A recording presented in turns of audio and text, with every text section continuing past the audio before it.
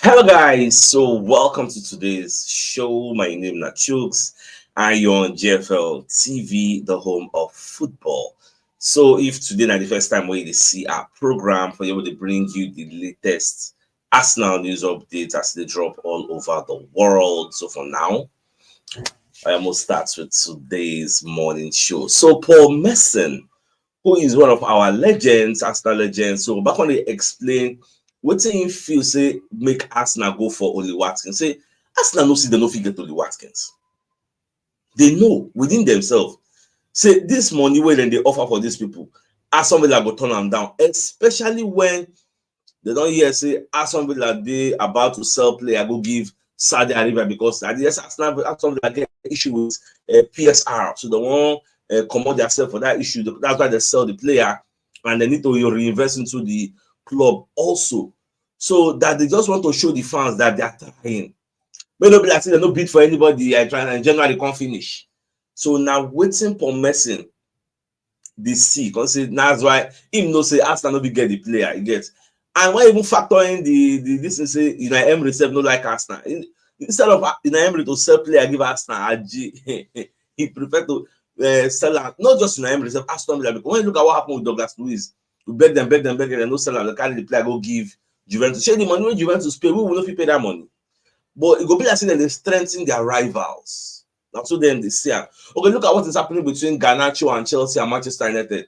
Man U won't sell the player give Chelsea, but they want Chelsea to pay more than what Napoli is offering for.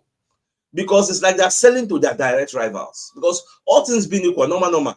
Manchester United and Chelsea supposed to be dragging the title, supposed to be dragging top four. But just that the circumstances are somewhat different between the two, where they live for their projects, they different places now. So, well, it is what it is. And when you look at the way the media reported this particular story, they say, first of all, they say, instead of going for that Watkins go bid, why you no bid for Isaac? So when you now read the entirety of the report, they say the Sky Sports pundits, though, thinks that Arsenal knew that they would not be able to sign Watkins in the January transfer window and has urged Mikel Arteta side to make a bid for Isaac, claiming that he's the best centre forward in the Premier League at the moment. Messi was telling Sportscaster, we are talking about the best centre forward in the league right now is Alexander Isaac. His goals and contributions have been mightily impressive. The thing with Isaac is that he's consistently good. Some players scored 10 goals in 10 games and there would have been 2 hat-tricks in there. But Isaac is someone who scores in every single game and that makes him the best out there, following Paul Messon's logic. Me and you said no say Newcastle no fit sell Isaac give us for this January. So you can't be saying something from your left side and you are saying I'm not. You accuse us and say why they go for Watkins, they go figure that. Can we get Isaac in January? The answer is no. My argument would have been all these people, they are high-hanging fruits where your hand off it touch. Go for the one where your hand fit touch. You see Vlahovic where you fit touch, you don't go for him. You see that Colomani where they on loan free, you don't go for him. You see Igor Jesus from Botafogo, you don't go for him. You see who else outside there? You see Ivan Ferguson of Brighton, you don't go for him. Now the one where your hand off it reach, you are just grandstanding, playing to the gallery. I'm waiting for about the 25. When you read the entire report long, when you read the last side, there is no doubt that all the top clubs will want to sign Isaac. With financial fair play, FFP, also coming into the picture, it will be interesting to see if Newcastle can hold on to the player. This one now for the summer. Because if Arsenal sign Isaac, I will be shocked if they didn't end up winning the league. All of us know that one. So forget striker like Isaac or Haaland or a decent striker like Ollie Watkins, we will bury most chances so we know they convert. And in fact, I was seeing one argument with one of our community members was saying, would they say Arsenal the clinical, Arsenal the clinical. Yes, we don't score like 44 goals this season. So I can't explain to them, say, when we talk about Arsenal's lack of clinical prowess, we are not talking about goals scored already. We're talking about goals missed. Goals that should have been scored that were not scored. That is where you say Arsenal are not clinical. Don't be about the one way we score. Do you know how many chances where we create will not score? If so we score I don't think anybody will run out scores for this season. Papa, we miss chances with reckless abandon. Why do you think people are unhappy with Kai Havertz? Even though when you look at his numbers on paper, they are decent.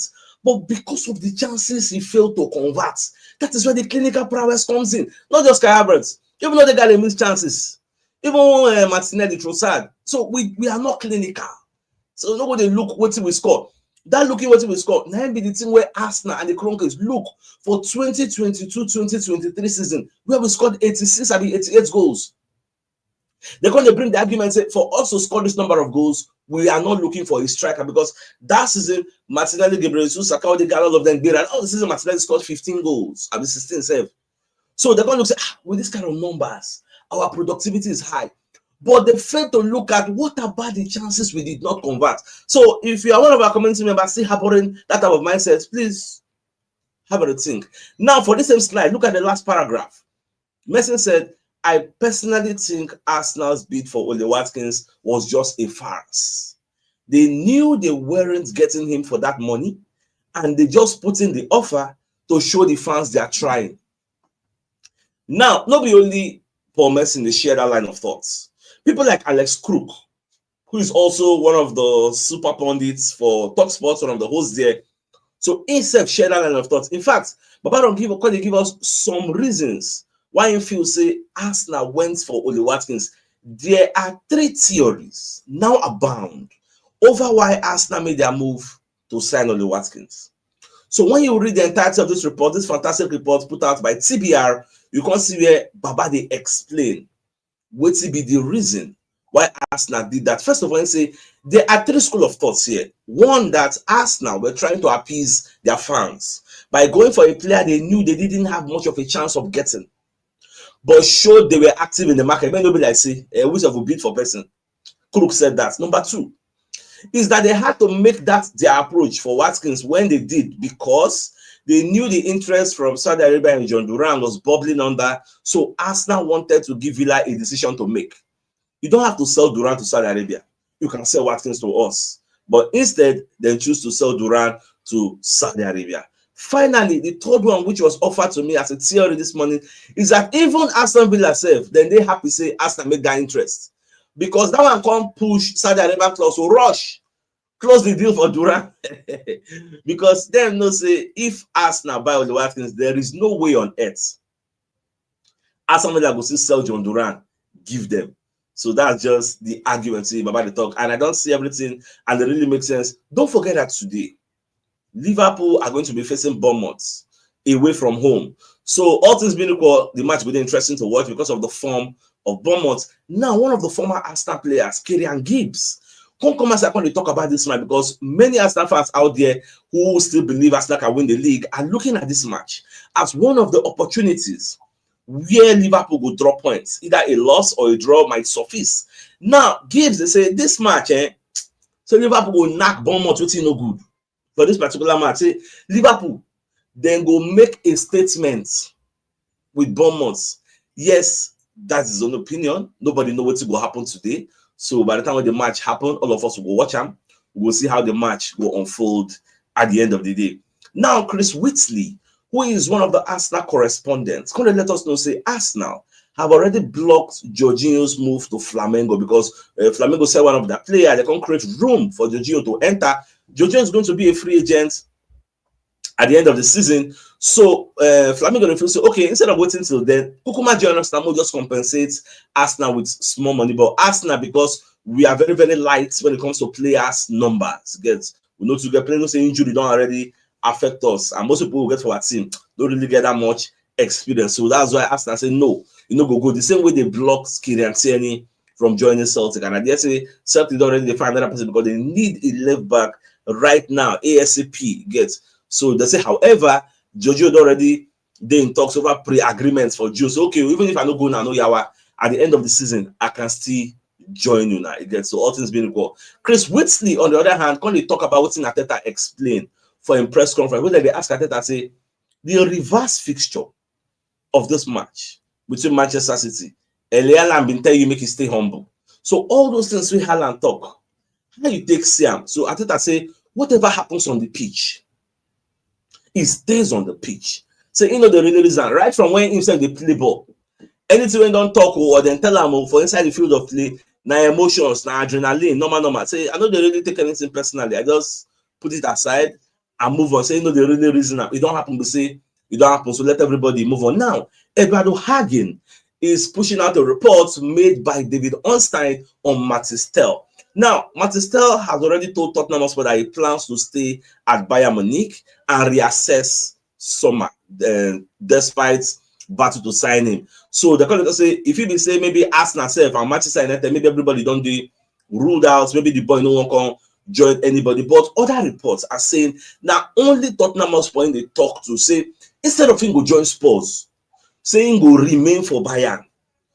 But some people like Arsenal, people like Manchester United, now then still they in the running to sign the player, because another report from Fabrice Hawkins, who is another journalist in the sports industry, he said Mathys Tel has rejected Tottenham Hotspur's offer. He prefers to stay at Bayern rather than to join Spurs. Now, it will be either Manchester United or Arsenal, where everybody really look at to get. If you know if he secure move to Arsenal or if he secure move to Manchester United, he go stay back for Bayern. Because Tottenham Hotspur, they're not chasing anything. Nothing. You get. So they are closer to relegation than even close to the league. So if now you now part of this thing with the talk say Vlahovic look during that time, we be say that they talk to me going join Arsenal. You can't look at Arsenal and say these people are ambitionless.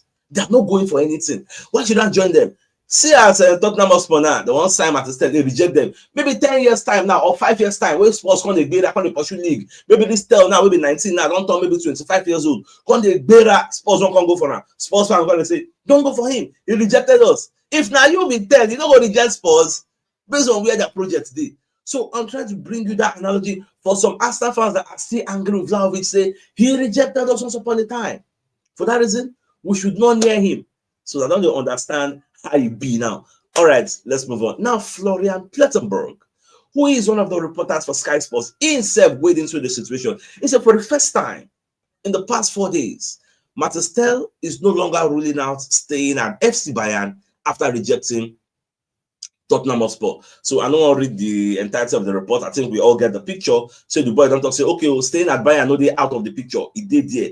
Now, Paul Merson also got the talk, say, for this match, we'll go play against Manchester City. Say no one see Jorginho from inside the field. Now, I don't know what Jorginho do this man. So Paul Merson urges Mikel Arteta to drop Arsenal midfielder against Manchester City. Now, when you read the entirety of the report, it say Paul Merson has urged Mikel Arteta not to start Arsenal midfielder Jorginho in this weekend's huge Premier League clash against Manchester City. Arsenal will look to keep the pressure on City, on Liverpool rather. Everybody knows that one. Now, when you read the entirety of the report, it say Merson expects Arsenal to edge past Man City, but says he wouldn't start Jorginho in the Premier League clash. Now, the question where you go ask me, say, why they go start Jorginho in the first place? The only reason we're going to make Arteta start Jorginho, maybe something happened to Rice or something happened to Partey, because normal, the ideal midfield for this match, now Rice, Partey, Odegaard. So unless something happens, what we don't know, maybe for training, that is the only, because I don't see Arteta playing Jorginho, so I don't even know where Paul Merson is coming from. Because at the same time, when you look at the last paragraph, Baba can say if Liverpool draw or lose against Bournemouth, then it is perfectly set up for Arsenal to open the title race once again. That's what Paul Merson was telling Sportskeda. He got to say the crowd at the Emirates Stadium will be buzzing and they will demand nothing but a win against Manchester City. Let's not forget that the pressure is always mounting on Arsenal with every passing week. They had to beat Aston Villa after Liverpool won late against Brentford and they ended up blowing a 2-goal lead. Arsenal still have an advantage here because I don't think Man City are back to their best. Have an advantage, yes. We are playing at home. Even when you look at the bookmakers give Arsenal 1.95 to win. They give Man City 3.9 something because Man City are coming away from home. But, well, make I not talk anything till tomorrow. When I don't say, CHUKS, you see the fear. But just because now until I see the lineup, that's when I'll be able to give an informed, detailed analysis on our faith when we do the pre-match analysis of the show. Because I need to see the lineup. Man, know whether Ryan and I go keep Abina Neto. There are some variables that will decide the match that we don't really know now. So it is premature for me to say whether we go win or we not go win until I see the lineup. Because I know say our defense, once we are complete, let's Saliba day, Magalhaes day, the Timber day that's the other side, they will not get choice. Now my Suskeli go day the left. So if that one day, we'll still stand the fighting chance. And I can't see the type of lineup Man City put forward. Because I don't say Kawaka no day again. And for what we hear now, according to Pep Guardiola press conference yesterday, Ruben Diaz no day, Jeremy Doku no day, and they get one other player also, Nathan Ake, himself no day. So if you watch the way Man City they play, like right from time for the past few days now, or few games, they use Matthew Nunes, will be midfielder, they use him as fullback. So I want to see whether they go repeat that same thing against us. So these are some of the things I need to watch out for. So till on Sunday afternoon when the lineup comes out, then I'll be able to give you what I really think about the match. Because this match, man, they even ask Pep, say, is there a rivalry between you and Arsenal? About say, don't say now just normal match. Say everybody want to win. They even ask Arteta. So everybody wants to. They can't ask Pep. Your relationship with Arteta is still there intact. I mean, don't scatter based on the 2-2 that play. Say no. We still talk. I called him. Say we don't get any, nothing spoil our relationship. Arteta said replicated the same answer. But now we fans, now we the fight. In fact, make a boss of brain before I talk about mobile wealth. Do you know that Cristiano Ronaldo did an interview? They asked him about Messi. Ronaldo said, he with Messi get a cordial relationship. That they are not enemies. That they talk normal. But when you come to the media space, Ronaldo fans, so they take IC Messi. Messi fans, they take IC Ronaldo. But the two characters, what would they talk about? They have a good cordial relationship. It's crazy, man. Now, away from that, so I think it's fine time for us to bring you a first message from one of our sponsors, Mobile Wealth Associates and Co Limited. They're into construction services, dredging, canalization, real estate, and shore protection works. They're also into mechanical and fabrication services and procurement services nationwide. So if you want to reach out to them, you can call them on +234 8064642234, and they're located at number 7 Kennywood Road, Oreazi, opposite St. Stephen's Anglican Church, Port Harcourt. So if you're interested in any of the services, you reach out to them. Now, away from that, so Ben Jacobs will be one of the journalists out there also. Want to let us know, say, Arsenal discreetly asked about signing Benjamin Sesko this month, but people don't really know.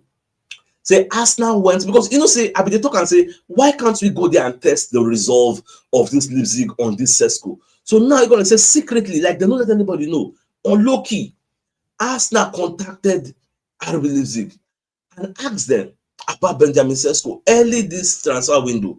Say this guy, una really want sell him, I mean I don't want sell him. What will be the true picture? Moko will know, because the approach was made to Leipzig about, are you or are you not prepared to sanction an exit for this player? Ben Jacobs said.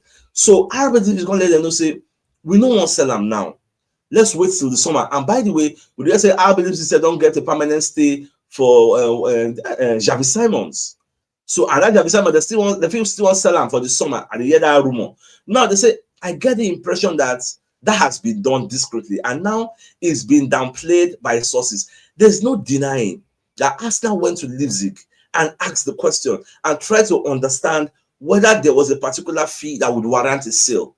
But the other challenge is the player saying, I committed to a year here because I thought it was best for my development. So you guys should be patient. Let the year elapse. You get? And the scary thing is, why are we fixated on this Benjamin Sesko? We have tunnel vision. Like Benjamin Sesko or nothing. Why? I don't really understand. Last summer, it was Benjamin Sesko or nothing. It didn't work. We say, okay, let's have patience till next summer. January winter transfer window don't come. Still Benjamin Sesko or nothing. You know what? We are waiting for the summer again. This summer again, what is the guarantee? What is the probability that this boy will even pick us? Forget the promises. After all, Mathys Tel promised Liverpool at the end of the day, he shanked them. What is the guarantee? Because I don't understand. Why must it be? This is Vlahovic all over again. Because the other time we put our attention on Vlahovic, put all our eggs on one basket. Vlahovic, last time about Shenkos, go join Juve. Now Sesko. Why? I don't really know. I would have felt one of all these journalists would even ask Arteta in the press conference, but why did you say, although Arteta no go answer, I know that I go talk say, I don't answer things like that. I don't answer that kind of thing. All right, away from that, so the Mirror going to give us another report where our captain going to launch a passionate Erling Haaland defense over what he tell Arteta. Say, stay humble, stay humble. Say, as Erling Haaland they come now, everywhere go hot. Don't be surprised. Erling Haaland if he kick ball now, they go boo him. You get the atmosphere go there somehow hostile towards Erling Haaland based on what he talk about Arteta and based on what he Gabriel Magalhaes service him talk say. No worry now. She been at the Commonwealth Stadium where the guy carry ball stone out for head.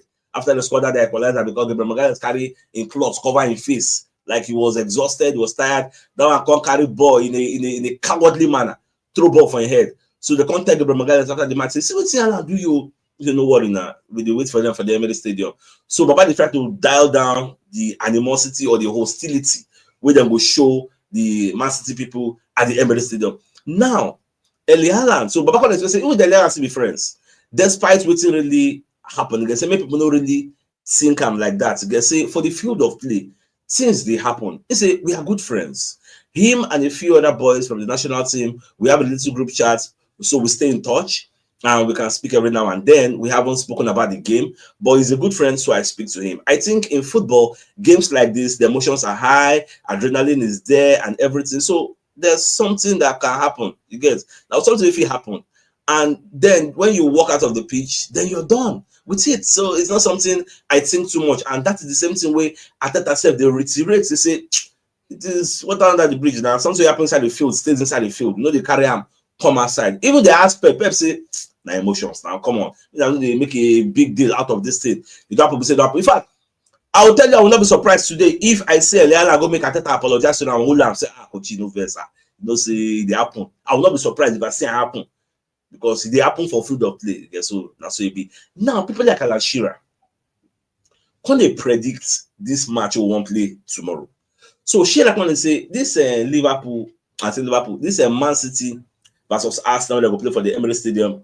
Saying they feel say Arsenal go cancel out Man City go cancel out Arsenal, a straight draw. Now you see because normal when we play Man City, we they usually set up defensively. But when for the last few times they don't play for the Emirates Stadium, we usually come out alive. Like oh my, you go see a different Arsenal, go be like North London derby. We they come outside with the jar the ton. But you see this match, saying they see draw. You get especially with Man City with their own extra firepower, Marmoush and everything. Saying they see a straight draw.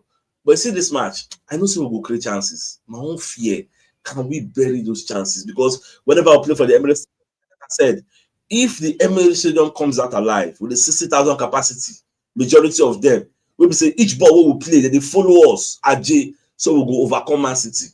But we never really know what happens when Man City scores first. That is where you the mental alertness or the mental health of the Emirates Stadium fans. Whether they will see the chance for the boys. That's where you test that type of thing. But more just say, I hope, I pray that Arsenal wins this match. It will really go down with me. You get now at the same time, Gary Lineker. Can he give you own theory on why Raheem Sterling the struggle for Arsenal? So Baba Conde of the opinion say this guy don't play too much football. Say he don't play too much football at a young age. And now it don't affect them. How old is he? This guy never really, maybe 30, 31. I don't even know his confirmed age. Maybe 30, 31. Or maybe 29 self. Because we trust I believe they're going like 30, 30. Say, why we say, how old is Salah? Salah the back. How old is Salah? But you, I believe Salah senior you. You struggle. Why? Because Lineker was speaking on the Rest is Football podcast where he was stressing that he always loved Sterling as a player, saying his brilliance and never backs down. But now he don't back down. The BBC Sports Pundit speculated that whether the amount of first-team football Sterling has played from a young age could have contributed to his current situation. Now, when you read the entirety of the report, you can see where you say, I love Raheem. I always have. He's been brilliant for far too long. Do you know what I like about him? He's always willing to put himself for it. He's never afraid. If there was a penalty next week, even though he loses Arsenal penalty, if he was allowed, he will grab the ball and go and take it. I admire him for it. It's one of the reasons that he has had the career he's had. I know it's not been probably what he would have wanted over the last couple of years, but I wonder if that's because he has played too much football at a young age. Is this true? Is this false? I don't really know. Now, Sterling go feel extreme because when you look at what they did to him at Chelsea, like Maresca just put our bed and say, Baba, you don't finish. But as I people say, okay, the fit just resurrecting career. We carry and come. It hasn't really gone well because all the arguments of I thought they plan for the wrong position. I thought they plan for the wrong position. Okay, they carry you go for the right position. You still flop. So which excuse now we won't give you? The only excuse we remember say, make him play more, make him play more. That's the only excuse. And Arsenal fans at this point, they don't want to see starting games. It is what it is. Now, my dear Arsenal lovers, the biggest news of the day. Now, but first Paul Merson, they say this Ollie Watkins where Arsenal go for. They don't think they know if sign up.